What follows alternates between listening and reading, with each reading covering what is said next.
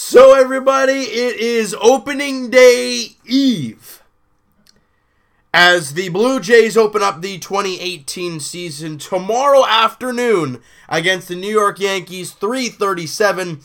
First pitch at the Rogers Center, J.A Happ versus Luis Severino. Those are the two starters for the game tomorrow. And before we talk about the season ahead and the way the roster looks as of right now, I gotta say a little something about Vlad Guerrero Jr.'s home run last night. I mean, could have been any more picturesque.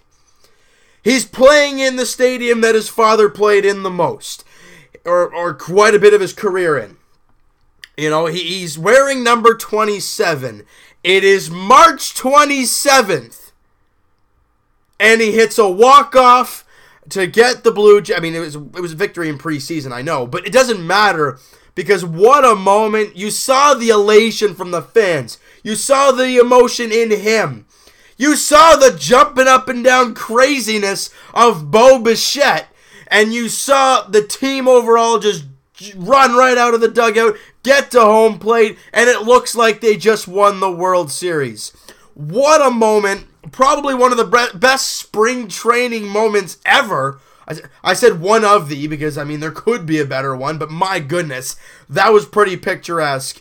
Now, with that being said, Vladdy and Bo go down to Double-A New Hampshire, as we all expected. And now we get to look at the 2018 Blue Jays and kind of see where we look. Well, let's look at the starting rotation. That is the first thing we're going to look at, and I think this is going to be the big key to this team. And how far they go is going to be up to the rotation. You obviously have, I'm not going to do it in order of 1 through 5, but, you know, I'll try my best. J.A Happ is number 1 right now, obviously getting the start and opening day tomorrow. I mean, if you can get dominant J.A Happ as you have over the last 2 years, I remember last year he had a slow start, as really the whole Blue Jays did, and after he came back from his injury, he was tearing it up the rest of the way. If you can get that J.A Happ and 2016 J.A Happ, that's perfect. I mean, that's dominant. 20-game winner J.A Happ in 2016.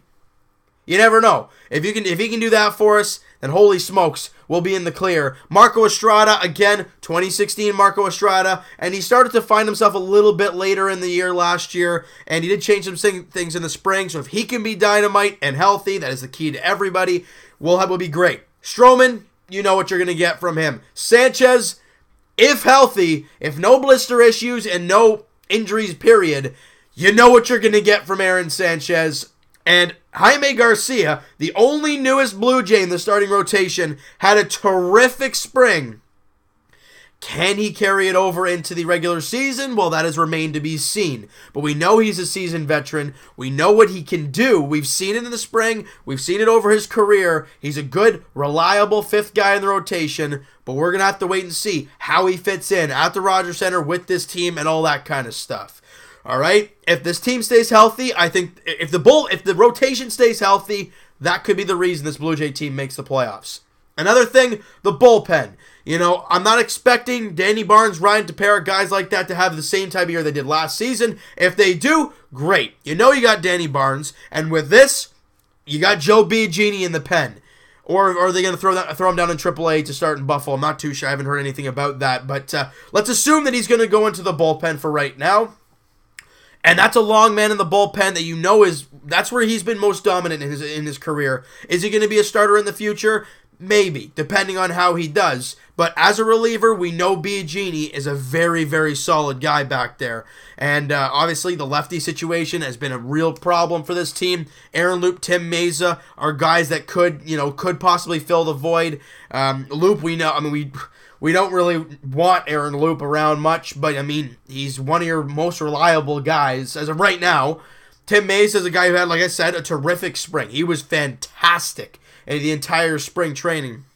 So he could be a guy that could end up taking that role and take it to new heights. You never know. We're just going to have to wait and see how the season plays out. Sengwon-Oh, again, didn't get any test in the spring. Obviously, with the whole visa issue, didn't really know what was going on with him. He pitched one inning, I think it was, in the spring, and he went a clean inning. I think he got a strikeout in there. Oh no, he pitched twice and got absolutely torched. That was, okay, let's not talk about that one though. But you never know what you're going to get from him. Roberto Osuna is going to be the guy for this team. You saw last year he blew 10 saves, and he didn't look confident. He didn't feel confident. The fastball velocity was down for most of the year, so you don't know what you're going to get there, right? That kind of thing. But if Roberto Osuna can do what he did all before last year, we'll be in the clear. Looks like Carlos Ramirez. He's on the roster here from what I'm looking at. He had this big scoreless inning streak last year with Buffalo. Came up to the Blue Jays, showed some really good things. Had a rough spring, but it looks like he might have made it out of camp here. So there you go. And then Ryan Tepera. Now let's move to the positional players, where the Jays made most of their moves this offseason. And for the most part, it was depth. Now at the catching position, they didn't make any moves. Russell Martin and Luke Maile. Look, I thought Luke Maile, as much as his bat felt like a liability, defensively he was terrific. And if he can find a way to get his bat going, he could be a very good catcher for the team. You know what you're going to get from Russ Martin. 220, 230 hitter. He's going to be great behind the plate. Again, he's getting older, so you might want to limit that a little bit. But that being said, you know what your 1-2 punch is for right now to start the season. The infield, look, this is where most of the moves were made in the offseason. The outfield was crazy too. But you had Tulowitzki, Devin Travis, Justin Smoke, Steve Pearce, and Josh Donaldson heading into this season. Heading into the offseason, that's what you knew you were getting, or from right now with the list I'm looking at, those were the guys you had last year. You had a guy like Aledmys Diaz, a guy that's going to start the year at shortstop with Troy Tulowitzki on the DL, and it doesn't sound like he's coming back anytime soon, so Diaz is probably going to be the guy for right now. Gifton Gope is a very good defender. Offensively, not so much, kind of reminds me of Ryan Goins a little bit. But that's a great guy to have, a great defender off the bench. Yangervis Solarte, again, another guy that can slide in whenever a guy needs an off day. If Donaldson needs an off day early, Travis ain't feeling the greatest, fire him in there. Same with Diaz, if he needs a break, fire him in there. That's great, that's fine. And so the depth in this team is key. That is where this team looks great, is the depth in the infield and the depth in the outfield. That's where they look very, very strong. Curtis Granderson, obviously, he's been a terrific story so far in the spring, and you've heard a lot about him in the clubhouse, how he's a fun guy to be around, a great guy to learn from, and that is a perfect guy this team needs, is that veteran presence that is a very approachable figure, and if he can perform for us as well, again, I'm not complaining. He didn't sign for much, a one-year deal at a very small amount. I'm not complaining. I'm going to say that over and over because, hey, you never know what you're going to see this year. Randall Grichuk, probably the biggest offseason move for the Jays. Still only 26 years of age. Still got some room to grow. Obviously, the strikeout rate is something you want to keep an eye on as the season goes on. Hopefully, that can drop. Obviously, hitting in the Rogers Center, his home run totals are probably going to skyrocket. Hopefully, the batting average can go up. Could just get better. And he's great in the outfield as well. The young legs, the speed, the arm. He's going to look great out there. Teoscar Hernandez, obviously, we all want him to play. I don't know where he's... I don't know what the plan is for him. What John Gibbons, what, Atkins, Shapiro, whatever they have in store for Teoscar Hernandez, whether that be send him down to AAA, have him come off the bench, or have him platoon with Curtis Granderson, or even Randall Grichuk at some points. So it's going to be a very interesting way. But if Teoscar Hernandez does play for most of the year, we do know what we're going to see. A lot of pop. And, just a great young player to have on this team. Kevin Pillar, you know what you're going to get, 250 average-ish. He'll sprinkle in some stolen bases, and you know the kind of defense you're going to have from Kevin Pillar. And a big guy that I want to see do well, and emphasis on big guy, Kendrys Morales. K-Money. I really want to see this guy do well. I really do. Because you see the power. And so far in the spring, with the new glasses, as I said in the last spring training video, he's been hitting the ball the other way. Most teams play him in the hardcore shift. Make them straighten you up, bud. That'll be perfect. You open up the field, let Kendry smack the ball wherever he wants, and that'll just be great for him. Also, laying off the stupid curveballs and the high fastballs, we're going to keep an eye on that this year, see how all that goes. And I skipped the entire infield because I was talking about the new guys. I didn't even talk about the Blue Jays veterans. Josh Donaldson, I mean, obviously in the contract year, the whole kerfuffle about him. But my gut feeling is that the reason Shapiro and Atkins are iffy about bringing him back is because Vlad Guerrero Jr. is a third baseman, and it doesn't look like he's going to be down in the minors for a lot longer. So I don't know if they're going to try and make this a transition year for Vladdy. Have Josh Donaldson finish the year with the Jays, or if the Jays are god-awful, you trade him and you have a spot open for Vladdy next year. Or I don't know how the plan is, what it is in their mind, because I know they want Donaldson back. I know we all want Donaldson back, but you signed Donaldson for 3 or 4 years. Where does Vladdy go? Shortstop? Okay, well, Tulowitzki's massive contract. Where do you put him? Exactly. You're in a weird spot at that point. So the Jays are in kind of a weirdly awkward position when it comes to Josh Donaldson and on Vladdy Jr. when it comes to contracts, right? But that whole spiel we can talk about for hours. Steve Pearce, look, I don't even know. You know what you get in the outfield defense. He looks lost. Offensively, he's not bad, but he's okay. He'll give you some power. I mean, he'll hit for like a mediocre average, but his fielding, First base, I mean, we didn't see a lot of him at first base this year, so you don't really know what you're going to see. Justin Smoke, we would adore Justin Smoke to have a same year as he did last season, something along those lines, but that's going to be hard to repeat for Justin Smoke. Again, a 250, 260 hitter, 30 bombs. Hey, there you go. Fine by me. That's what I want to see from Justin Smoke. And the two guys here that are the biggest health concerns on the team. Troy Tulowitzki, like I said earlier, he's on the DL. We don't know when the heck he's going to be coming back. He's on an ankle specialist or something. I think it was today, actually. So we don't know what the deal is with him, when he's going to get surgery or something. I don't know what the heck's going to happen with him. But Devin Travis is the guy that, when he's in the lineup, this team is very good. Because we saw last year, the Jays were god-awful when it came to hitting with runners in scoring position, am I right? But before he got injured, he was hitting over 300 with runners in scoring position. Then he goes down, he's gone for the rest of the year, and then Jays offense explodes for nothing.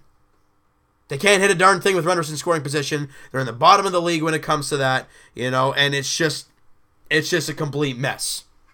A lot of questions heading into this Jays season. A lot of optimism. A lot of nervous Jays fans. A lot of, Jays fans thinking, they're not going to be any good. A lot of Jays fans like, well, they stay healthy, then they might be able to contend for that wild card spot. That has remained to be seen, though. But you know what? That whole road trip, our road trip that we're going to be going on together, game 162 starts tomorrow afternoon at 3:37 as the Jays take on the Yankees at the Rogers Center on the Honda home opener. I would love to see the Jays beat the Yankees in game 1 and really just say, yeah, we beat Severino.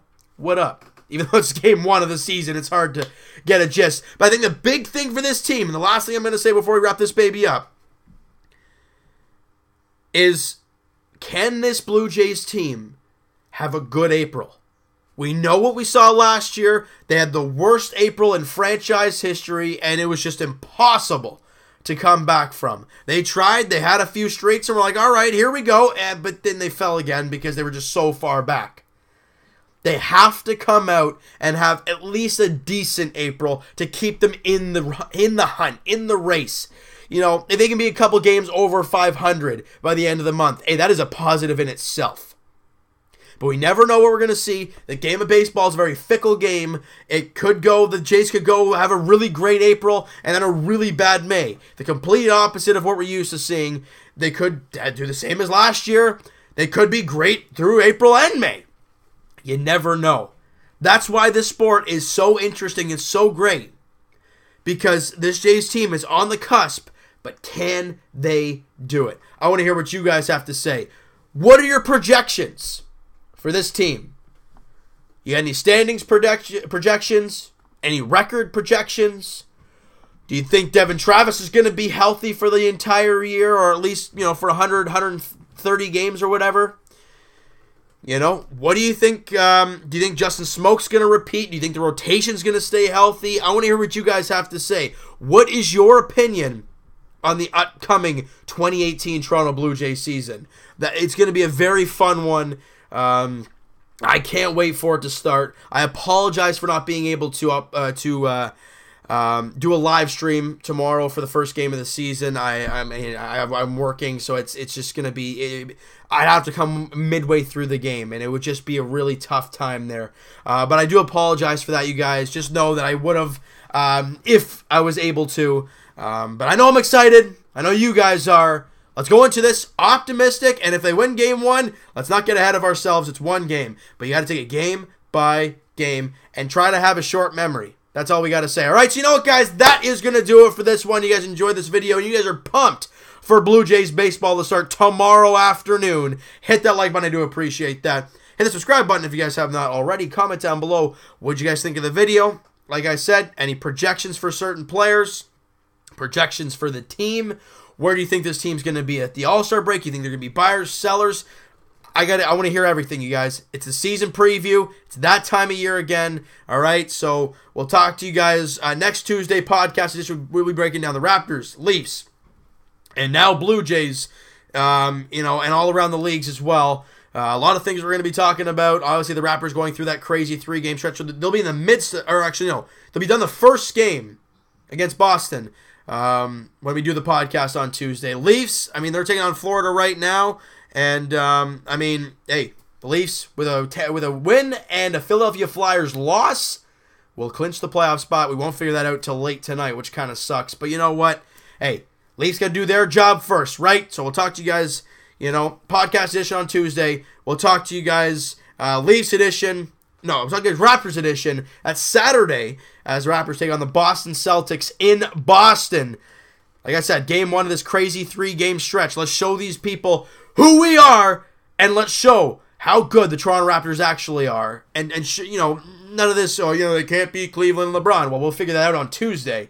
But Monday, let's focus on the Boston Celtics. We'll talk to you guys then, hoping to win their second straight and gain some momentum and push Boston down the standings a little bit. That would be nice. And we'll talk to you guys Leafs edition very shortly. Well, in like an hour and a half or so, as the Leafs look to get back in the win column after that tough loss to Buffalo. They're up 3-1 right now at the end of one against Florida. Let's keep it rolling there, and we'll talk to you guys Blue Jays edition.